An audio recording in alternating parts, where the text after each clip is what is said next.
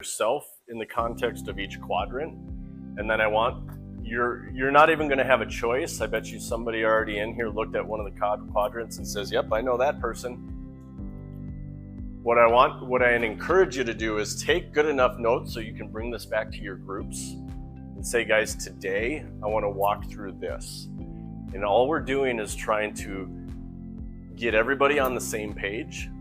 So is that anytime somebody goes into one of these quadrants, we can go back and reference it. It becomes less judgmental and more applicable to the state that they're in. Because nobody is 100% in any one of these quadrants. We bounce. Like Monday, I was kind of down here.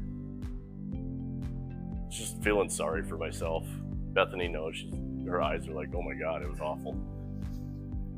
But the reality is this is just a mirror that helps people see how they're being and what they're doing. So what we're going to do is we're going to talk about the benefits of each quadrant. We're going to talk about the downfalls. We're going to talk about how we as leaders help people through each one of those quadrants. And so my goal is to help develop you into having these conversations so it's easier to run the groups without having kind of a tool to use to ask the hard questions. That fair? Okay. All right. So where we're going to start is the top left. So the entitlement and joy quadrant. I use the terms smug satisfaction and stagnation. So when we look at the characteristics of people in that quadrant, like I said, I have people in my mind that fit each one of these quadrants. Nope. It's nobody in this group. But it's complacency masked as confidence. It's people that are always finding something wrong outside of them, and that's where they place the attention and the issue with the expectation that somebody else is going to fix it. So it's a deflection mechanism for people that set goals and then blame outside circumstances. Here's the thing. I want you to write this down because there are significant opportunities for you to use this. There's a big difference between blaming and responsibility. You can blame something for a reason you didn't hit your goal, but I don't actually care what that is. What I'm curious about is what did you do in the moment to take responsibility of what you could do about it? Too often we look at running these groups or being part of these groups as hitting just goals. I want to tell you this is far more about hitting goals, or far less about hitting goals and far more about how to develop our thinking. So I don't even care if you don't hit your goal. I don't care. Sorry, Jen. It doesn't matter.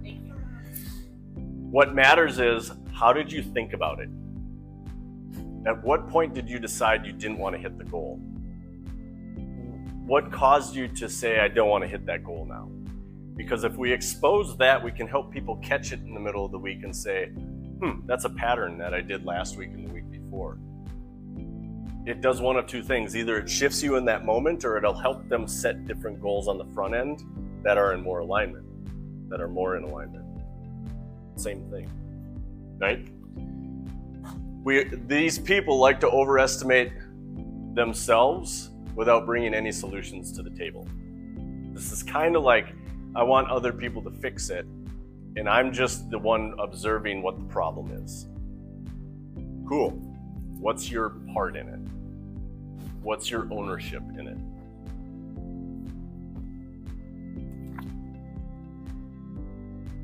They typically resist feedback and growth. There's some level of resistance because there's an entitlement component that shows up where they don't feel like it's their responsibility. Okay? What are the benefits?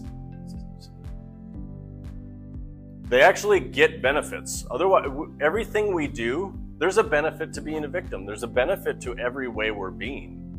And so for us as leaders, we need to understand what causes people to do what they're doing, because when we can expose that to them, they can realize that the benefit is masked because it's actually not a benefit.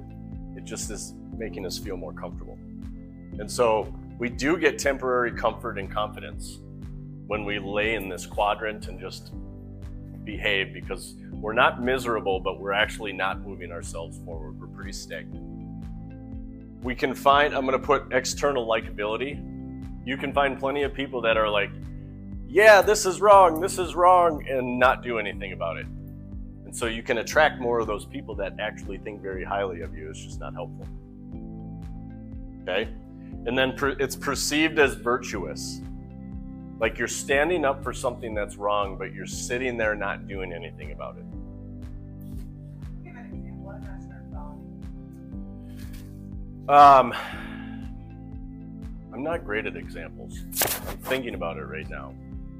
If you recognize something, let's blame it on the market. Let's just do that. Let's just take the market. Well, the market's way off. Yeah, it is. Have you changed anything you're doing?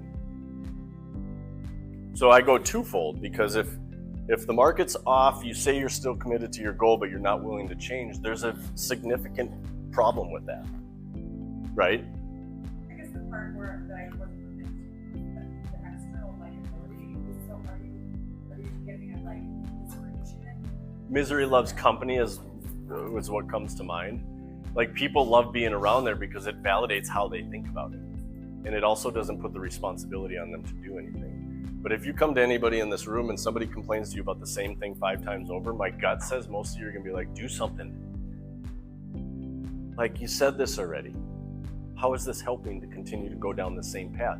It's helping keep them comfortable is what it's doing. So there is a benefit to them. We just have to ask the question, what's more uncomfortable, or what's more beneficial to you? Is it you being comfortable, or do you really want to see a change? What do you care more about? Because they're balancing really well on both sides. They're like, I'm good, but I'm miserable. And the only way I get better is if somebody else does something for me. Don't live, that is a terrible way to live. Because people aren't going to live up to your expectations. And that sounds really negative. It's really not. Everybody's on their own journey, and the reason they do stuff shouldn't be to meet my expectations. It should be because that's what they want. Okay? What are the downfalls? Stagnate, we don't grow. We can identify all the opportunities and not do anything about it. This is why I don't listen to what people say as much anymore. I watch what they do. Mary Beth is like, what a dink. I'm listening, I just don't 100% believe it. Because actions are truth. There is nothing more truthful than where you spend your time and energy. So if you want to grow, but you don't read, you don't surround yourself with growth-minded people, if you focus on just the problems, there's a direct conflict between your words and what your aspirations are. And it doesn't work. That's our job in this room, to expose that disconnect, and then they get to decide. They get to choose. Okay? They are very fragile. I use fragile, but I'm going to say they're highly insecure. And so they get more quote-unquote confident because they don't want that insecurity exposed. Not typically in front of people. They get very defensive. And what I would write in this quadrant is they're more interested in being right than effective. So 2 things can be accurate at the same time. You can be right and not effective. Your point of view could be 100% right. It doesn't mean that it's going to help you get to where you want to go. And so I allow people to choose, which one do you want to be? Do you want to be right, or do you want to, well, that person wronged me. Yeah, you are. I watched this reel and it was so good. A mother told her son that, son, everything that happened to you in your childhood is not your fault. But everything that lays ahead of you is your responsibility. And I thought, that's business, that's parenting, like that's everything, right? Matt?